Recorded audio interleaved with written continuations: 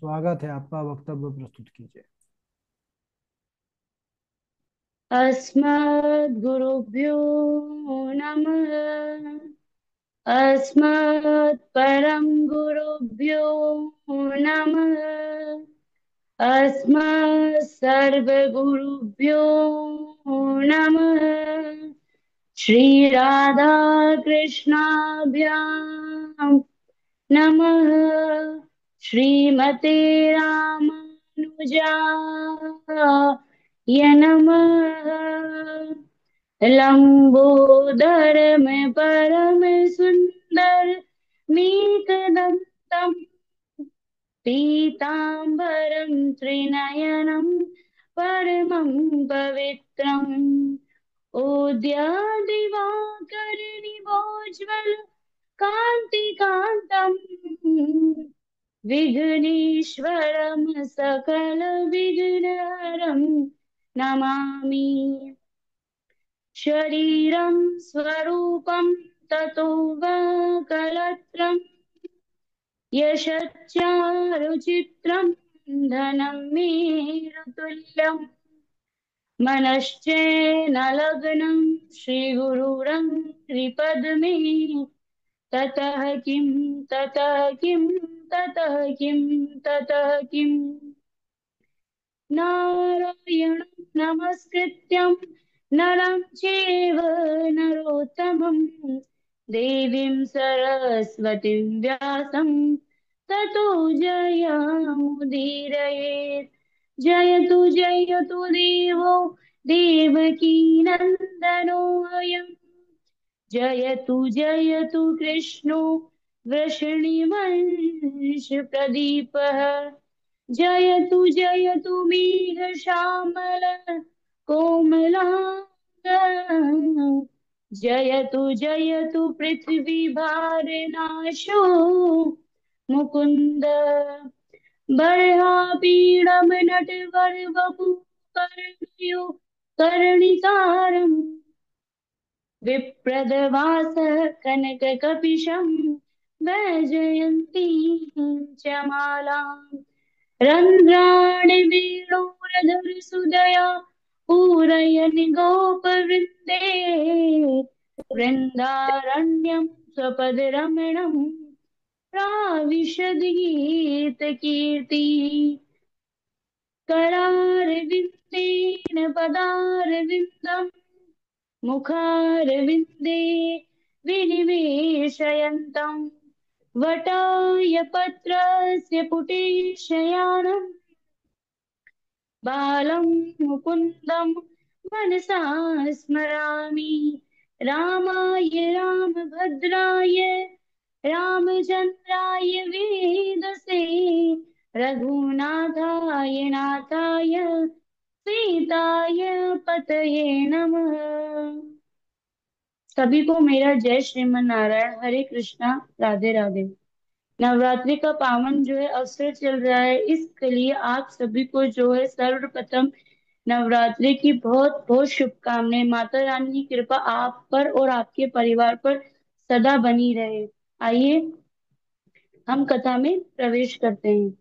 अनंत कोटि ब्रह्मांड नायक अचिंत्य कल्याण गुणगण निधान सर्वेश्वर सर्वाधिपति अकारण करुणा वरुणालय अकारण करुणा कारक सकल जन्य कल्य शापहारक परात्पर परम ब्रह्म अनंत कोटि कंदर पे दर्प तलन पटिया निर्गुण निराकार सगुण साकार जगदेग बंधु करुणैक सिंधु सच्चिदानंद धन परमात्मा श्री कृष्ण एवं श्री रानी के चरणों में मेरा बारंबार प्रणाम। समुपस्थित भागवत भक्त कथा अनुरागी भक्त सज्जनों भक्तिमयी मातृ शक्ति भगनी बांधो। सिया राम में सब जग जानी करहु प्रणाम जोरी जुग पानी। सभी को राधे राधे। पिछली कथा में हमने श्रवण किया था कि किस प्रकार जब राजा परीक्षित को श्राप मिला और उन्होंने अपना राज्य सब जो है अपने पुत्र जन्मेजय को सौंप दिया। अब जन्मेजय को सौंपने के पश्चात कैसे वे सुखताल में आए, सुखताल में आने के पश्चात कौन कौन से ऋषि आए, इस सब की कथा हमने पिछली कथा में श्रवण की थी। हमने ये भी श्रवण किया था कि किस प्रकार श्री सुखदेव जी महाराज जो है वहां प्रकट हुए, कैसे राजा परीक्षित ने उनसे प्रश्न पूछा कि प्रभु सजो सर्वथा म्रियमाण है, जिसकी मृत्यु 7 दिवस में होने वाली है, ऐसे मनुष्य को क्या करना चाहिए और क्या नहीं करना चाहिए। तो किस प्रकार श्री सुखदेव जी महाराज ने जो है उनके प्रश्नों के उत्तर दिए। हमने जो है ये भी श्रवण किया कि किस प्रकार जो हमारे 7 लोक ऊपर और 7 लोक नीचे, ये जो 14 लोक भुवन है, ये भगवान विराट यानी भगवान नारायण के जो है अलग अलग अंग है। आगे श्री सुखदेव जी महाराज ने बताया कि मनुष्य की आयु, कर्म, उसकी वित्त का, उसके धन का और उसकी मृत्यु का, उसके कर्म का, इन पांचों का जो जो होता है निर्माण, ये शिशु की माता के गर्भ में ही शिशु का हो जाता है। हमने ये भी श्रवण किया कि किस प्रकार श्री सुखदेव जी महाराज ने बताया राजा परीक्षित को कि यदि मनुष्य का पृथ्वी पर सोने से काम चल जाता है, जब मनुष्य का पृथ्वी पर सोने से काम चल जाता है, तो फिर मनुष्य को जो है अलग अलग गद्दे, तकिए की, पलंग वगैरह की क्या आवश्यकता है। जब मनुष्य का भुजाओं के होते हुए अंजलि, यानी भगवान ने हमें भुजाओं रूपी अंजलि दी है, भुजाओं के होते हुए हमें तकिए की क्या आवश्यकता है, और प्रभु ने हमें अंजलि रूपी जो पात्र दिया है, इस पात्र के होते हुए भी हमें जो है अलग अलग पात्र की क्या आवश्यकता है, भोजन पान करने के लिए, भोजन पाने के लिए और जल पान करने के लिए। हमें जब प्रभु ने सब कुछ दिया है, तो फिर भी ये संसारी प्राणी जो है इस माया में, इस माया के जो सांसारिक संबंध है, जो सांसारिक पदार्थ है, इनके पीछे भागते रहते हैं। आगे राजा परीक्षित से श्री सुखदेव जी महाराज कहते हैं कि हे प्रभु, क्षीराणि किम पति न संति दिशन्ति भिक्षाम, नेवाङ्घ्रिपा परिभ्रत्य सरितोऽपि शोष्यन्, रुद्धा गुहा किमजितवती नोपसन्नान्, कस्माद् भजन्ति कवयो धनधूर्मदान्धान्। कि हे परीक्षित, क्या मार्ग में चीड़ बत्तल नहीं पड़े रहते हैं। जब मार्ग में चीड़ बत्तल पड़े रहते हैं, और क्या वृक्षों ने हमें फल और फूल की भिक्षा देना बंद कर दिया है। क्या नदियों का जो जल है वह सारा जल सूख गया है। न क्या नदियों ने जो है हमें जल देना बंद कर दिया है। और इतना ही नहीं परीक्षित, क्या प्रभु ने जो शरणागत में आए हुए या दीन दुखी है, जो निर्धन है और जो अपनी शक्ति से हीन है, उन सबकी रक्षा प्रभु ने करना बंद कर दिया है, या मनुष्य का प्रभु ने पालन करना बंद कर दिया है। यदि प्रभु ने हमें सब कुछ दे रखा है, तो फिर भी ये जो विद्वान लोग है, ये धन के मद में जो है अंधे लोगों की चापलूसी क्यों करते हैं, क्यों उनकी गुलामी करते हैं। परीक्षित, मैं तुम्हें इस विषय में एक दृष्टांत सुनाता हूँ क्या, कि एक अलमस्त नाम के संत थे। वह अलमस्त नाम के जो संत थे, वह संत हम जो है शमशान में रहते थे। हाँ, वह संत कहाँ रहते थे, शमशान में। तो शमशान में जब वे रहते थे, तो जो वहां के नगर के लोगों है, नगरवासी है, उन्होंने उन्होंने बोला उन्हें, बाबा से, अलमस्त नामक संत से, अलमस्त संत से, कि हे बाबा, आप जो है हमारे साथ नगर में चलिए।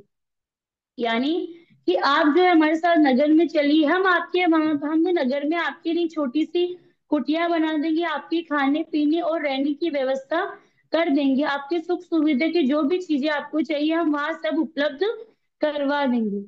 तो उनकी बातों को सुनकर जो अलमस्त संत है, उन्होंने कहा कि अरे प्राणी है महाराज, अरे मूर्ख प्राणी, क्या पता नगर में मुझे सब कुछ मिले या ना मिले। अरे मनुष्य अपना सब कुछ छोड़कर यहाँ पे आता है, चाहे उसका धन दौलत, मकान, गाड़ी, बच्चे, पुत्र, पुत्रवधु, पत्नी, अपने सब कुछ, यार यहाँ तक कि वे जो कपड़े पहनता है वो भी उस मनुष्य के साथ नहीं जाते हैं। यानी कि उसे भी उसे छोड़कर आना पड़ता है, उसे छोड़कर उसको जाना पड़ता है। वो मनुष्य अपना सब कुछ जो उसने जीवन भर जो पूंजी इकट्ठी करी है, अंत समय में वह पूंजी को भी उसे छोड़ना ही पड़ता है। और सब मनुष्य को यहाँ पे एक ना एक दिन अवश्य आना है, और ये बात शाश्वत है कि मनुष्य अगर यहाँ पे आएगा, मनुष्य चाहे अपने जीवन में कितनी भी धन दौलत इकट्ठी कर ले, आना उसे इतने से लोटे के अंदर ही है। यानी कि मनुष्य की वह धन दौलत, उसके बच्चे, उसकी पत्नी या उसका पति, यहाँ तक कि जो उसने धन दौलत इकट्ठी करी है, जो कार बंगला गाड़ी, ये भी उसके साथ में नहीं जाता है। वह सिर्फ और सिर्फ जो है एक निर्जीव, यानी जब मनुष्य को, जब किसी का देहावसान हो जाता है, तो हमारे यहाँ जो, जब किसी का देहावसान होता है उसके ऊपर सिक्के फेंक, सिक्के जो होते हैं ना, सिक्के वो फेंकते हैं। तो यानी वो सिक्के फेंकने का कारण ये होता है कि मनुष्य, तूने जीवन भर इस दौलत के लिए भगवान का स्मरण नहीं किया, प्रभु का नाम नहीं लिया। ले, अंत समय में ये दौलत को अगर तू ले जा सकता है तो ले जा, परंतु वह जो मृदा है उसे कुछ सुनाई नहीं देता है, क्योंकि वह तो मुर्दा है। उसके लिए चाहे सिक्के फेंको चाहे मत फेंको, एक ही बात है। इसलिए कहने का तात्पर्य यहाँ पे ये है कि मनुष्य को सांसारिक पदार्थों में ज्यादा न फंसते हुए सिर्फ और सिर्फ ज्यादा से ज्यादा समय भगवान के नाम कीर्तन, भगवान के सत्संग और भगवान की कथाओं का, उनके मंत्रों को सुनने में, भगवान के चरित्र को सुनने में और भगवान की कथाओं को अपने मुख से गाने में ही बिताना चाहिए। सांसारिक पदार्थों में ज्यादा उलझना नहीं चाहिए। तो अल्मस संत ने बोला कि, अल्मस संत ने कहा कि मनुष्य को एक न दिन तो शमशान यानी यहाँ पर आना ही पड़ेगा। तो फिर यदि मैं यहाँ पर आ ही चुका हूँ तो मैं क्या मूर्ख हूँ जो वहां वापस चला जाऊं? तो इस विषय में फिर उसके पश्चात उन नगरवासी ने बोला कि चलो ठीक है बाबा, अगर आपको नहीं चलना है तो कोई बात नहीं, हम आपके साथ हट नहीं करेंगे। तब उन्होंने, नगरवासियों ने बोला कि हे बाबा, अगर आपके पास नहीं चलना है तो कोई बात नहीं, परंतु हम आपके लिए यहाँ गद्दे और तकिए की तो व्यवस्था कर सकते हैं। आप जो है जमीन पर सोते हैं तो हमें आपको बहुत कष्ट होता होगा, ये हमसे देखा नहीं जाता है। तो अलमस संत ने बोला कि जमी पर लेट जाते हैं, सिरहाने हाथ रखते हैं, हम तो अपना गद्दा तकिया सदा अपने ही साथ रखते हैं। कि अरे मनुष्य, मुझे तेरे इस प्राकृतिक, ये जो कृत्रिम, जो मनुष्य द्वारा बनाए गए गद्दे और तकिए, इसकी मुझे कोई आवश्यकता नहीं है। अरे मुझे तो मेरे परमात्मा ने अपने, मेरे जन्म से ही मेरे गद्दे और तकिए साथ में दिए हैं। तुम्हारे गद्दे और तकियों को तो मुझे लेके जाना पड़ेगा, परंतु और अगर मैं कहीं भूल गया तो फिर समस्या हो जाएगी। परंतु भगवान ने जो मुझे गद्दे और तकिए दिए हैं, उसकी मुझे, न तो मुझे उसे कहीं ले जाने की आवश्यकता है, ना उसे कहीं छोड़ने की आवश्यकता है। वह मेरे साथ हमेशा ही रहेंगे, वह मुझसे अलग नहीं होते हैं। वह है, जब भी मुझे तकिए की आवश्यकता होती है तो मैं अपनी भुजाओं को मोड़ लेता हूँ, और जब भी मुझे सोने के लिए गद्दे की आवश्यकता होती है तो मेरी जो जमीन है, इस जमीन पर लेट जाता हूँ। श्री सुखदेव जी महाराज राजा परीक्षित से कहते हैं कि हे परीक्षित, कुछ भक्त तो है जो प्रभु का हृदय से ध्यान करते हैं, प्रभु का अपने मन में ध्यान करते हैं। भगवान का जो स्वरूप है वह प्रादेश मात्र का है। भगवान का सुंदर चार भुजाएं हैं, सुंदर कमल के समान उनका, उनके विशाल नेत्र हैं, उनके शरीर पर सुंदर पीताम्बर शोभायमान हो रहा है, और उन्होंने अपने जो चार भुजाएं हैं उन भुजाओं में शंख चक्र गदा पद्म इत्यादि धारण कर रखा है, और उनके सुंदर वक्ष स्थल पर सुनहरी श्रीवत्स की रेखा है। उनके गले में सुंदर कौस्तुभ मणि और वनमाला शोभायमान हो रही है। और आगे श्री परीक्षित परीक्षित से श्री सुखदेव महाराज कहते हैं कि हे परीक्षित, जब तक हमारा मन प्रभु के चरणों में समर्पित ना हो जाए, प्रभु के चरणों में हमारा ध्यान जो है पूर्णतः समर्पित ना हो, स्थिर ना हो जाए, तब तक मनुष्य को जो है भगवान के अलग अलग अंगों का ध्यान करना चाहिए। और जब साधक इस लोक को छोड़ना चाहे तो उसके लिए उसकी दो प्रकार की मुक्ति बताई गई है, पहली क्रम मुक्ति और दूसरी सद्यो मुक्ति। जो साधक सद्यो मुक्ति चाहता है वह मूलाधार, स्वादिष्टान, मणिपुर, अनाहत और विशुद्ध, इन पांचों चक्रों, यानी मनुष्य, सद्यो मुक्ति से तात्पर्य है कि मनुष्य के, इसके लिए मनुष्य को कई बार तीर्थ पर जाने की कोई आवश्यकता नहीं है। सद्यो मुक्ति का तात्पर्य है मनुष्य, सभी मनुष्य के अंदर जो है सात चक्र विद्यमान होते हैं, इन्हीं सात चक्रों के द्वारा जो है मनुष्य को सद्यो मुक्ति प्राप्त होती है। यदि वह अपने सात चक्रों को जागृत कर लेता है तो उसकी सद्यो मुक्ति होना निश्चित है। आगे कहते हैं कि अपने जो पांच चक्र होते हैं, इन पांच चक्रों से प्राण वायु को ऊपर ले जाकर जो है कुछ देर प्राण वायु को अपने जो आज्ञा चक्र है उसमें स्थित करें। फिर सहस्त्रार जो शास्त्रार है उसका भेदन कर शरीर आदि इंद्रियों को छोड़ ब्रह्म जो है ब्रह्म में स्थित हो जाए। जो साधक योगियों की भांति, जो साधक यानी जो मनुष्य योगियों की भांति अष्ट सिद्धियों को प्राप्त करना चाहता है, अष्ट सिद्धि दिया और अन्य सिद्धियों को प्राप्त करना चाहते हैं, उसे क्रम मुक्ति का आश्रय लेना चाहिए।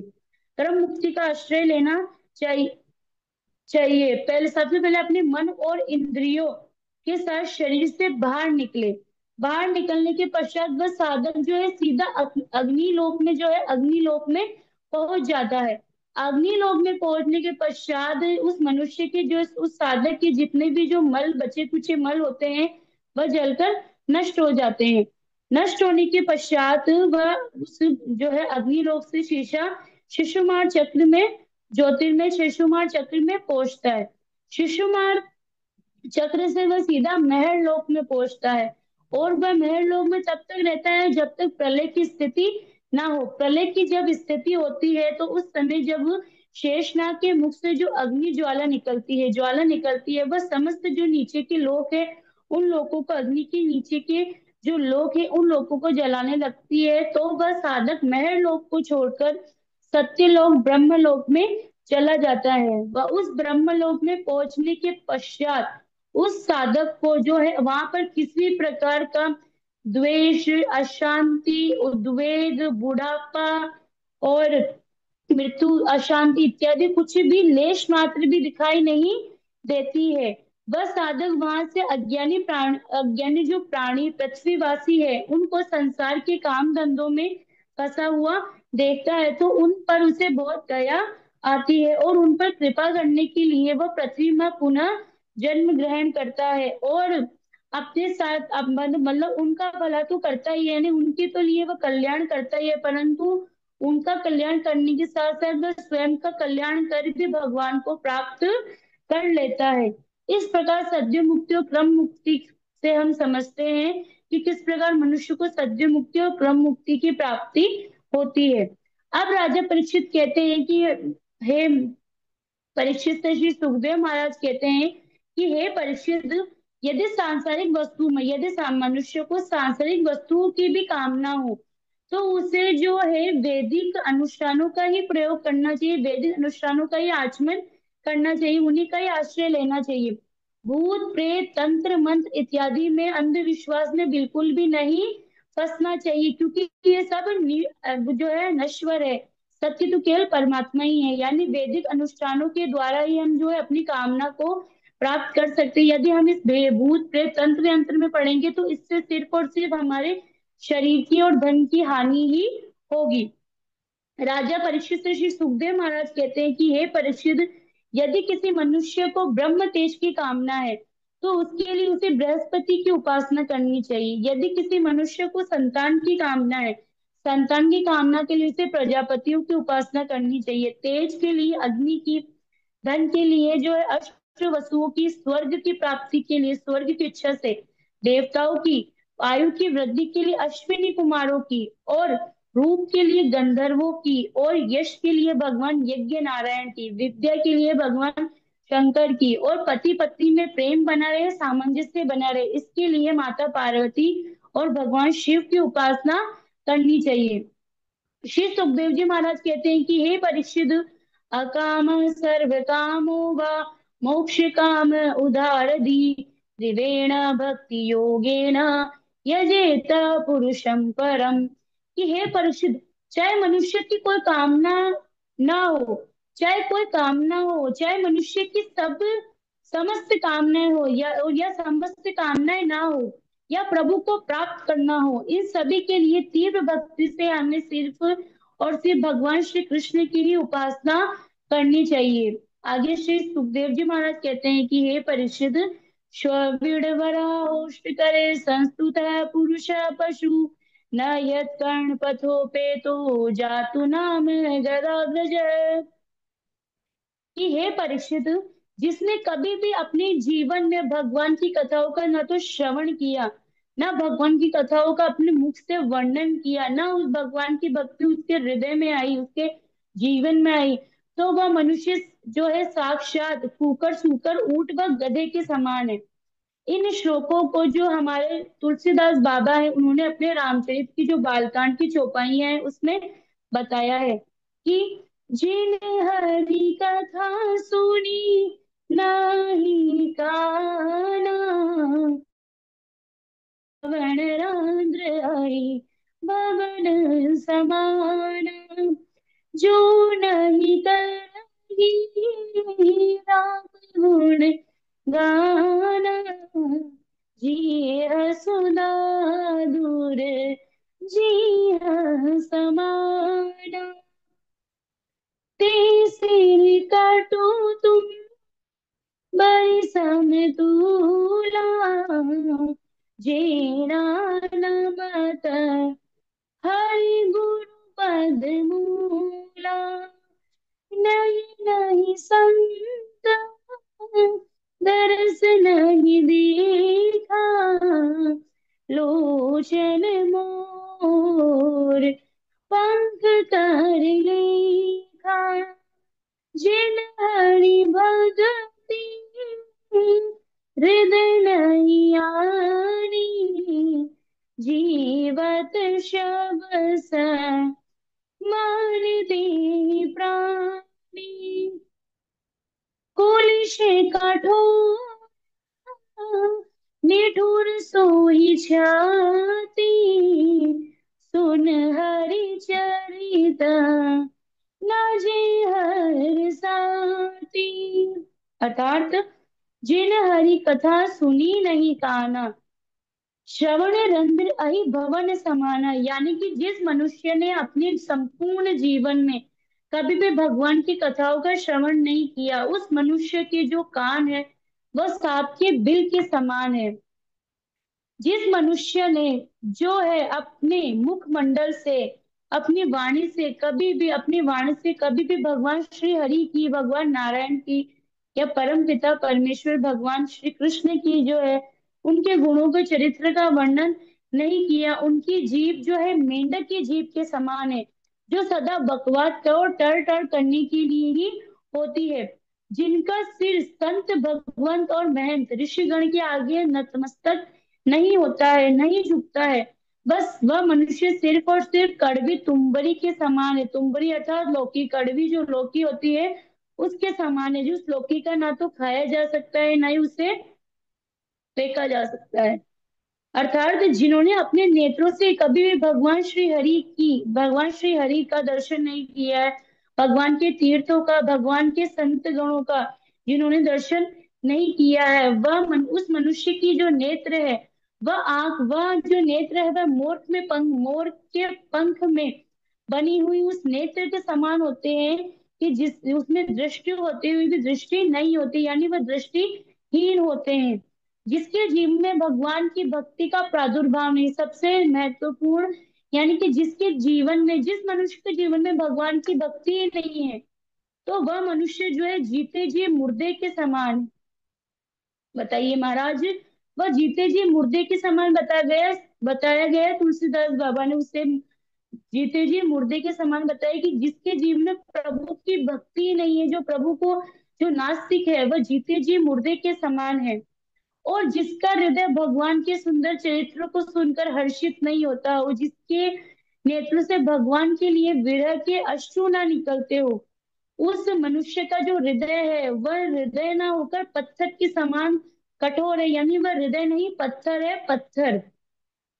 राजा परीक्षित सुखदेव जी से पुनः प्रश्न करते हैं क्या, कि हे प्रभु, भगवान श्री हरि ने कैसे अपनी माया से किस प्रकार इस जगत की सृष्टि की। सृष्टि विषय जब श्री सुखदेव जी से राजा परीक्षित ने प्रश्न पूछा, तो श्री सुखदेव जी महाराज जो है मंगलाचरण करते हैं। अभी तक महाराज, श्री सुखदेव जी महाराज ने जो है अभी तक मंगलाचरण नहीं किया था, क्योंकि जब राजा परीक्षित ने उनसे प्रश्न पूछा कि प्रभु, जो सर्वथा म्रियमाण है, जिसकी मृत्यु 7 दिन में होने वाली है, ऐसे मनुष्य को क्या करना चाहिए, तो श्री सुखदेव जी महाराज ने राजा परीक्षित के भीतर जो है उस भय को देखा, यानी मृत्यु का जो भय होता है उस भय को देखा।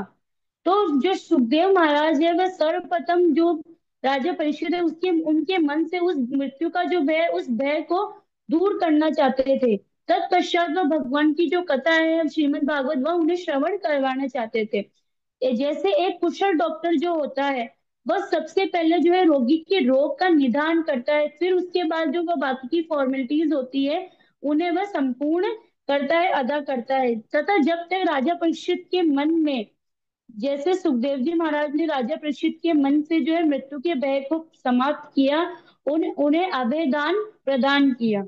जब राजा परीक्षित ने श्री सुखदेव जी महाराज से जो है सृष्टि विषय प्रश्न पूछा, तो श्री सुखदेव जी महाराज जो है बहुत ही असमंजस में पड़ गए। वह थोड़े दुखी होकर विचार करने लगे। वह ये सोचने लगे कि ये जो संसार है, ये बंधन में डालने वाला है, यानी कि ये जो माया है वो बड़ी खतरनाक है। ये संसार बड़ा ही खतरनाक है। जो जीव इसमें जाता है वह इसी में उलझ कर रह जाता है। यानी कि ये जो संसार है ये बंधन में डालने वाला है, मोह में डालने वाला है।